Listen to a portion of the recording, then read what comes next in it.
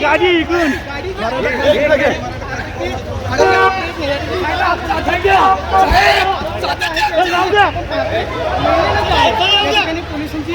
गाडी जी आहे बाहेर कार्यकर्ते जे आहेत ते आक्रमक झालेले आपल्याला पाहायला मिळाले. चला चला चला चला चला चला जाऊ दे जाऊ दे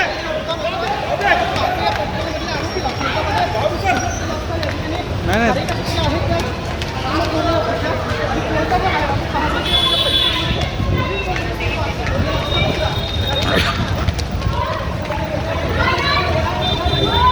रोड इकडे घ्या रोड इकडे घ्या रोज उठून आहे ना एका मुलीवरती बलात्कार होतोय बाई बरोबर बलात्कार होतोय इकडे घ्या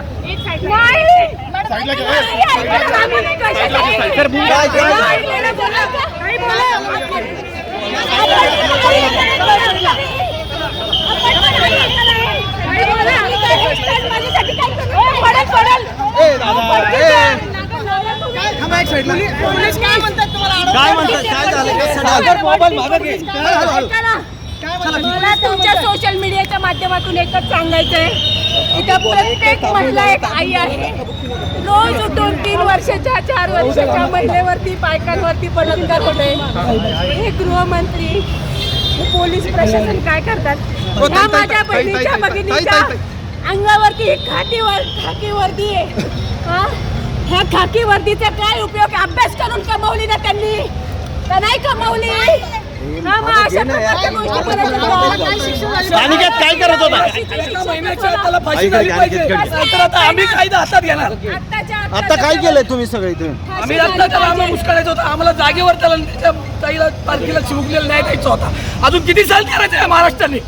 काय करतात मुख्यमंत्री साहेब? मुख्यमंत्र्यांच्या समोर या सगळ्या गोष्टी घडत आहेत. प्रत्येकाला लेकरं बाळ आहेत. स्वतःच्या घरावरती गदा आल्यानंतर हे करणार का काम?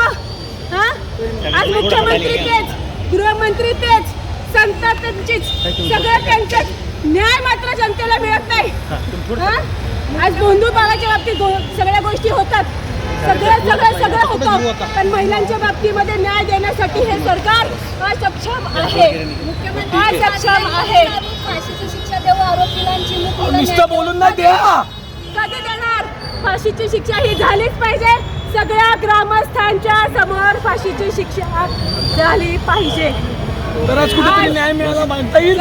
उद्या तुमच्या आमच्या पोरीबाळी धोका निर्माण तरी त्याला मोकाट सोडलाय. का सोडलाय? अजून कोणीतरी त्याच्या पुढे भक्षक व्हावं म्हणून.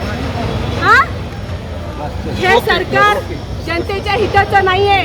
हे जनतेची हेळसांड करणार आहे.